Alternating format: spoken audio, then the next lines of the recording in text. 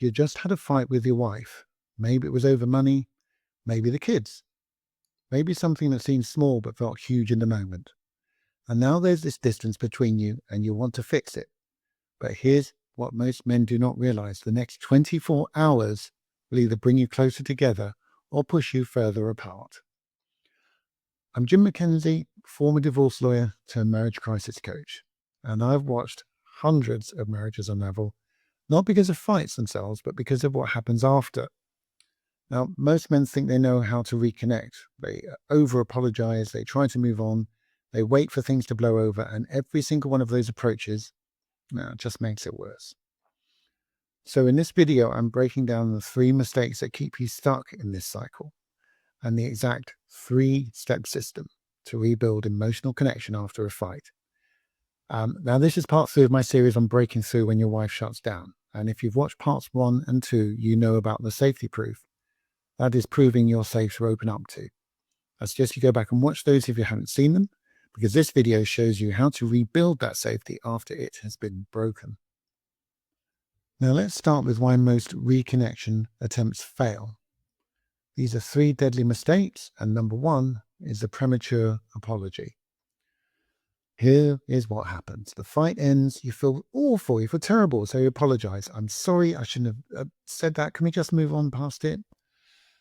You think you're taking responsibility. You think you're being the bigger person, but you're not. That's the problem.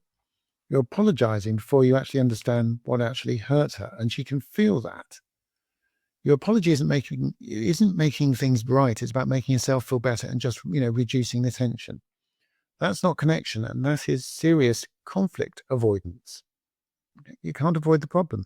When you apologize too quickly, you're telling her, well, I don't actually want to understand what happened. I just want to feel better. I want this to be over. And that makes you feel less valued and more alone. The premature apology short circuits the actual repair process, because repair isn't about saying sorry. It's about understanding what broke and why it matters. The second mistake is explaining your side. After a fight, you want her to understand your perspective, why you said what you said, why you did what you did. Your intentions were good. She just misunderstood. So you explain and explain and explain. You clarify. You try and help her see your point of view. Stop. You just made it about you again. She's still hurt from the fight. Okay. And instead of acknowledging that hurt, you're defending yourself. Even if you're right, even if she did misunderstand, explaining your side right now tells her, my need to be understood is more important than your need to feel heard. This is a mistake that keeps couples stuck in the same fight for years. I've seen it so many times. Because every time they try and reconnect, one person is still trying to win the argument. There's no point winning the battle. You want to win the war, which is reconnection. And if you just can't rebuild connection while you're still fighting, even if you think you're not. Okay, rushing, trying to get back to normal. Mistake number 3. The fight is over. All right, the tension's still there though. And you try and lighten things up. Maybe you crack a silly joke or suggest doing something together. Maybe just act like everything's fine, go back to normal. You think you're moving forward. Let me tell you, in her mind, she's thinking, did that fight even matter to him? Does he understand how much I'm hurting? They're disappointed. Rushing to normal minimizes what just happened. It tells her the fight didn't impact you. This is especially damaging because it creates a pattern. Fight, ignore, repeat. Fight, ignore, repeat. It's so frustrating when I talk to my clients about this because it doesn't take things forward. She learns that bringing up problems doesn't lead to understanding. It just leads to temporary tension, and it's followed by you pretending that nothing's happened and you moved on. Now, again, these 3 mistakes have one thing in common. They're all about managing your discomfort at the situation, not rebuilding connection. But none of them make her feel safe, heard, or valued. So what can you do instead? And what you do is you build a bridge. Again, with the 3-step system that actually rebuilds connection after a fight.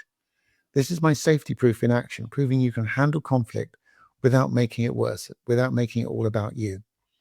And these 3 steps will work. And that's whether the fight was big or it's small. It's the same process. Let's start with step 1 to reconnect. Name the impact, not the intention. After a fight, your first move isn't to apologize or explain. It's simply to name the impact your words or actions had on her. Then we give you a script for that. Say to her, I can see why that hurt you, and now I understand why. Notice what's in that statement. No but. No, I didn't mean to.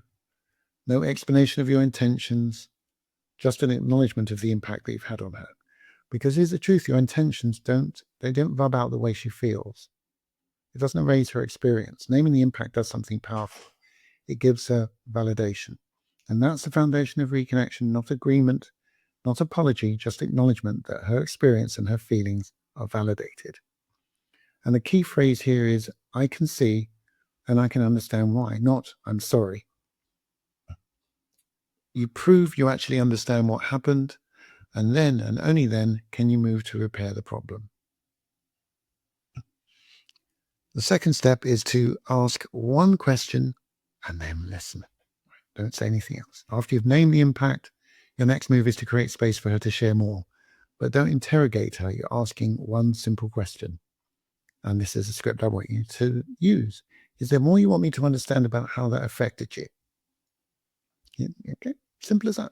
That's it. One question, then you stop. Stop talking. Not to respond, not to fix, just to receive, because most fights aren't actually about the surface issue, the one you think you're fighting about. There's normally stuff under the surface. And I see this time and time again. It's just the tip of the iceberg. Here's what makes this really powerful. You're following her lead. Your comfort with that silence proves you can handle her pace. You're not forcing her to spill it all out and get to a conclusion. It will not work. And the third step is to state your commitment, all right, not your promise. After you've listened, your final move is to state what you're committed to in moving forward, not what you promised to do. And there is a major difference, okay? Because a promise sounds like, I promise I won't do that again. A commitment sounds like, I'm committed to checking in with you before making decisions that will affect both of us. A promise is about avoiding the behavior. A commitment is about building something new. Your commitment should be specific and actionable, something concrete she can actually observe without you pushing it down her throat and saying, look how good I'm being. And one critical point, the commitment has to be about your behavior. Don't say, I'm committed to communicating better. Say, I'm committed to staying present when you share something difficult, even if it's hard to hear. Right? Again, you're validating her whilst communicating that you're finding it tough too, but you're hanging tough. And that is what rebuilds the trust. So now you've got through those phases, what happens next? And this is what men miss. Reconnection after a fight isn't a one-time conversation. It's not a one-trick pony. It's a pattern. You establish a pattern. But when you do this consistently, when you name impact instead of defending intention, when you ask and actually listen, when you state commitments and follow through, you can become safe. She feels safe with you. Not perfect, safe. And that's when real connection rebuilds with trust. So just a reminder here that if you haven't watched parts 1 and 2 of this series, go back and watch them now. The details are in the description. This is part 3, because together these 3 videos give you a complete system for navigating your marriage crisis. I would love you to subscribe because I'm releasing content on this subject all the time. So subscribe, and if you need personalized help, grab my free 6-day marriage crisis roadmap in the description below. It's full of actionable scripts and steps you can take now. I'm Jim McKenzie. I'm committed to helping you. Leave comments. I will read everyone and try and get back to you as soon as I can. And I will see you in the next video. Thanks so much for watching.